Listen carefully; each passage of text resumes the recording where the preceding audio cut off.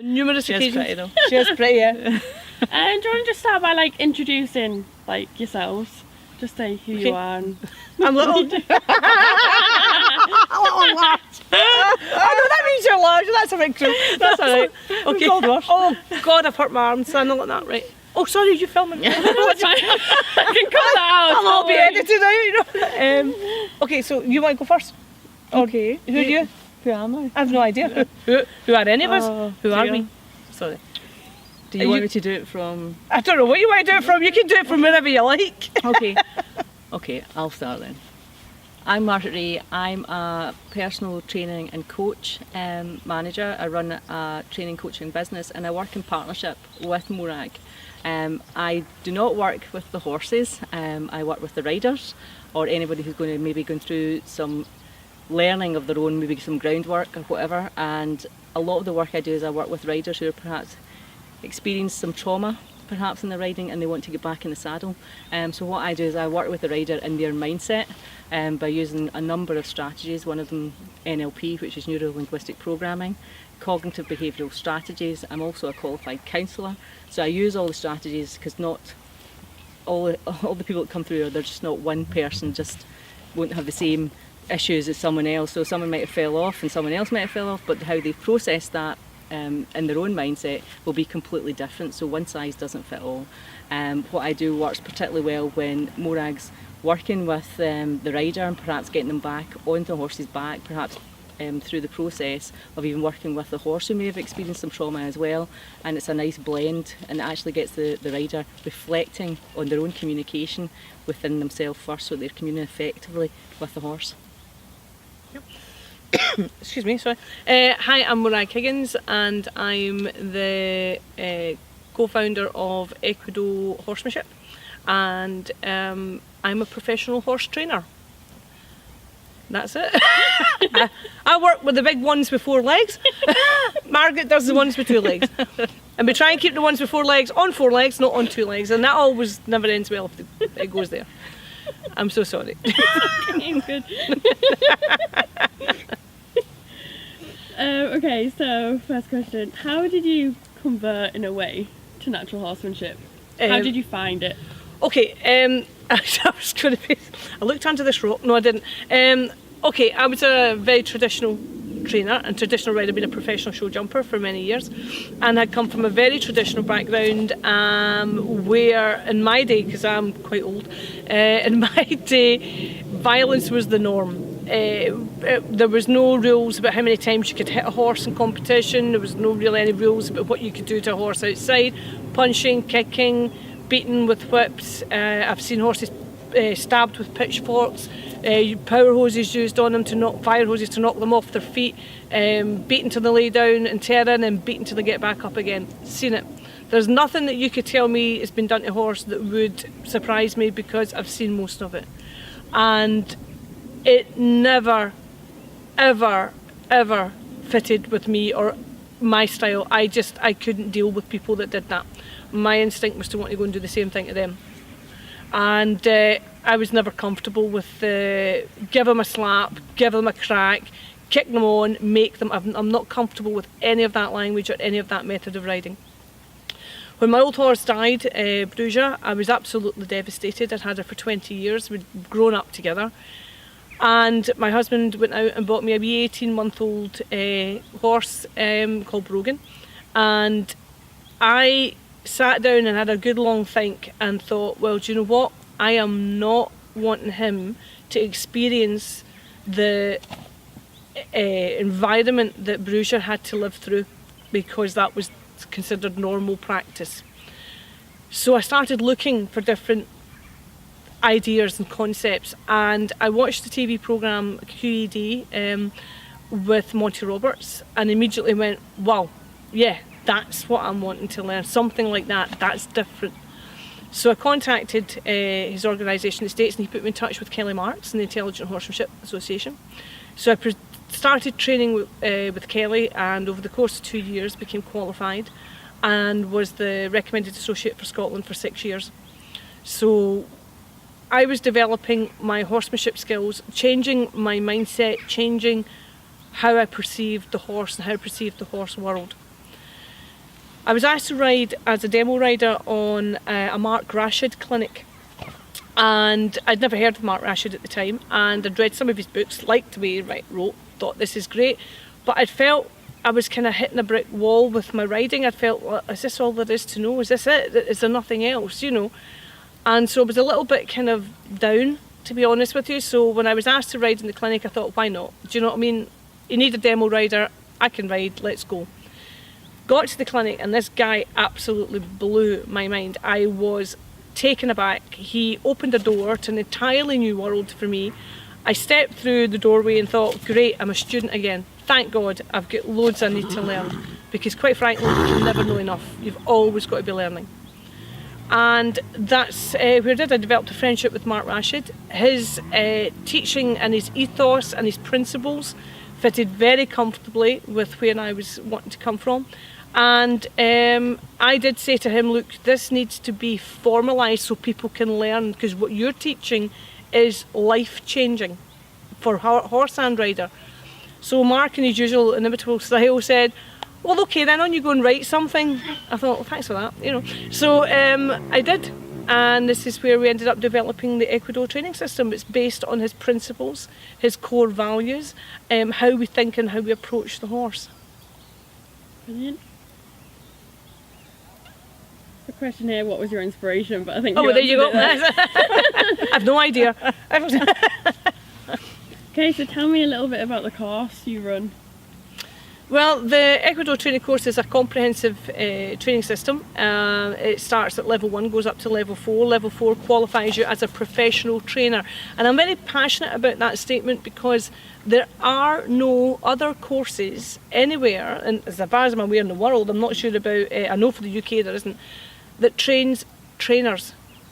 You've got courses that will train instructors, you've got courses that train coaches, you've got courses that will train grooms and stable hands. But nobody trains a trainer.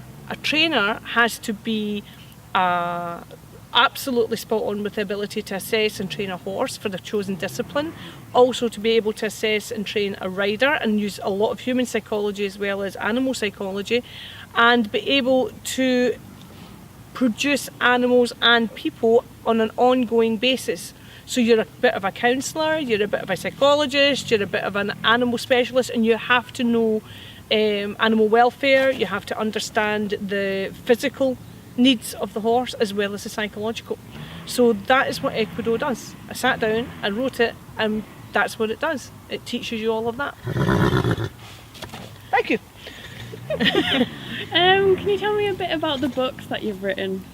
Okay, I've got a few books out. I know says Willow's laughing about them all at the moment. My first book I wrote it's called Bruja, and it's a life story of my first horse. She was the most amazing horse. I wish I appreciated her more when I had her, but it's like anything else. You never appreciate what you've got. And what we let, I mean, how I'm still alive is a miracle. The things we would get up to, seriously, it was adventures, because I was a child growing up in the East End of Glasgow, and you know, riding around housing schemes, sneaking through local parks, up people's driveways. You've no idea. Seriously, how I'm alive, I don't know. Anyway, and I wrote it for me originally, and just to remember her, so that I would always have something that I would remember, everything we did, the fun that we had. And I had written the Equido book to go along with the course, and I approached a publisher for the Equido book, and he mentioned that his wife was a vet and had horses and all this stuff. I said, oh, send her Bruja's story and see if she likes it. So he phoned me back, he says, forget about your Equido book just now, this is the one. This is another Black Beauty, this needs to get printed. So that's what he did, and so Bruja was published. It's selling quite well across the English speaking book. You will laugh, you will cry, and you will think, oh my God, she's not right in the head. But you know, hey, that's what it is as a kid growing up with a horse. That's what you do. So then we continued and we wrote the first Equido book, which is good now to go back and reflect on that. We're now rewriting another Equido book because we've progressed as trainers. We're constantly learning. It's an organic thing. It grows, it develops, it learns, it changes. So some of the stuff now that we wrote about in the Equido book, we're thinking, do you know what, we're doing that differently now. This is where we go. So we're in the process of writing another one. And my big passion is science fiction. I am a passionate science fiction writer, so I have written a science fiction novel. And the sequel's getting printed. It's actually at the publishers just now, and I should tell you, but part 3 I've just finished, and my God, it's a roller coaster of a novel. So that's the books. Brilliant, good stuff. Last question probably is, do you want to describe more in detail and maybe give examples of how you two work together? Well, I don't know. I usually stand around and look stupid. That's not true. Which I'm very good at. There's a vacant expression because you sometimes have to go Morag. I think it's probably easier to start off where it started from. Yeah, Morag probably can't remember that, but no, because I can't remember what I did yesterday. So I was sitting in my office and I was putting an ad out in Equus, predominantly obviously working with riders. I'm not qualified to work with horses, but I come from a psychology background, and I had met a number of riders who I'd been doing a lot of work with through rate coaching, and as I was putting the ad in, the girl said to me, "Do you know Morag Higgins?" And I said, "No." And she said, "You need to speak to Morag, because with what you do with people's mindsets, they're doing over there with the horses and with the riders, and it'll be a nice compliment." At that point in my life, I had conned my husband into I shouldn't really say that, but it's on camera. Conned my husband into buying me a wee hairy cob. And when I say wee hairy cob, he's 14'2". I don't know if he's around. He's somewhere in the background, I think, munching. I don't know, I can't see him. And I was completely at my depth. I'd ridden horses, I went pony trekking, part of the pony club, and like Morag said, a lot of traditional riding school within me. And the yard I was on was a fine yard, it was okay. You know, yards are yards, he was in full livery. I just felt something was missing. I looked in at different models of training, and when the girl in Equiads mentioned Morag, I thought, oh, I've not heard of this. I'll nip over. And when I phoned Morag, what I really liked about Morag was, just come over, have a cup of tea, find out what we do, and da-da-da, and I thought, no pressure. And when I got there, she went, "I haven't a clue what you're talking about, what you do." And I said, the best thing you can do is probably see that in action. Mm-hmm. And we had a rider in who was going through lessons with Morag, quite an established rider, so I was actually quite honoured to actually be involved, and she'd had a little bit of experience where she was trying to ride in an old-fashioned way that she could get her memories back, and we did a little bit of work. I think we did about 20 minutes, half an hour, and she was back on her horse, feeling fantastic and riding in the old way that she wanted to feel like, and that was just with a 20-minute session. So it's amazing. It's amazing to watch when you see that, but the combination of how the horses interpret our communication and what I do with individuals, I interpret what's internally going on within them. They sort out their own thoughts, their own feelings. I facilitate that change in them. And if it's to get somebody back in the saddle, as I say, I'm a rider myself, and there's nothing more powerful than that communication when you've got that bond with your horse. And most riders are trying to get that bond, and you get snippets of it, and you build on it. But we're ever evolving as well. And just as Morag said about our book, you know, all the systems that we do in training, neuroscience, which is a great passion of mine, how the brain works, how we think, how we perceive. But you've got to have a brain. Absolutely, yeah. It helps sometimes. But that's how Morag and I kind of came together, and plus the fact is I was looking for a yard that could support me with my youngster, because I was way out my depth, and I very quickly moved Barney here, and he's been here and he loves it here. He's fantastic. Barney's the one with the moustache. Yes, he's got a big pearly moustache. Fabulous moustache. Lovely. Fabulous moustache. He's a bit of, he's hiding from the camera. He's camera shy. Spilling myself. So that's how we got together. But obviously Morag's Equido model of education, I come from an education background. We spent years in learning development and psychology, as I said. And I just thought that's a fantastic link. So I work with some of the students and give them some strategies to work on themselves, where they can reflect and take time to reflect on their own practices, which evolves around their whole life. It's not just about spending time with your horse, it's how you behave in general. Yeah, very much so. Yeah. My job when we're running our courses, be it for individuals, for groups of students, or for businesses, because we work with businesses and business strategies, my job is to match up the correct horse with that person, and that horse that I'll be matching will either help support that person if they're needing support, or give that person a challenge, or reflect something they need to change in their lives, and by changing that in the horse, it changes that in them as well. So that's my job, is to read the horse, what was the right horse for that, and to interpret what the horse is saying or doing at that moment. I think that was the thing, when we got together we were predominantly, working with riders, and obviously I run a training and coaching business, and I said, team building, we need to look at that, because people go in team building all the time and they go back to the office and then they start behaving the same way, and they don't really get an in-depth reflection of themselves. So we set up a system of team building programs called Positive Leadership, which is part of our Reflect coaching brand. And whether it's executives or frontline staff or new teams coming together, it's a very, very powerful model, and quite unique. And it's unique in the fact that the model originated in the States. However, we've taken that learning from the States and adapted it to the strengths that we've got here at Ross-Drew and with the Equus team. Yeah. What we're trying to do when we're working with the horses, I think what we're very particular is we start from the very beginning. We start the way a mother horse would deal with her foal. When that foal first stands to the feet, the first thing that horse will the mother will tell is, you need to stay with me, because I'm going to feed you and protect you. And when I move, you need to move. You follow my feet. Wherever I go, you go. When I stop, you stop. When I move, you move. Stay in my footsteps and you stay safe. So what we are trying to do is, the horses are stupid. They know we're not their mother, right? It's like we're way too small for that nonsense. So, but we're trying to get into that partnership again of saying, look, I understand this is how you know how to behave.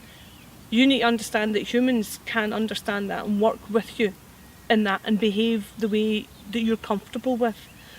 And by doing that, it creates a calmer, more relaxed horse who is more willing to listen and to work with you, and to, have fun and engage with you, than a horse that is only always waiting for the punishment and waiting for, am I doing it wrong or am I doing it right? And there's nothing worse than watching a horse terrified of making a mistake. And there are a lot of horses out there who are only doing things because they have to. So we try to change that. We start with doing groundwork, very basic, simple stuff. Stay with me, walk with me, and we do it in it's not a fluffy bunny type way, because you can't be like that with horses. They're big, powerful animals, but it's a very fair, a very quiet, a very calm way. There's no shouting, screaming, hitting with sticks. There's nothing. The equipment that you use is minimal. You can use an ordinary head collar and a lead rope. You don't need magical equipment and magic stick. Nothing like that. It's not important. It's not important. You use yourself. You may need a piece of equipment to help you explain something to the horse, but it's not part of your everyday kit. Your job is to make it as minimal as possible until you have nothing at all.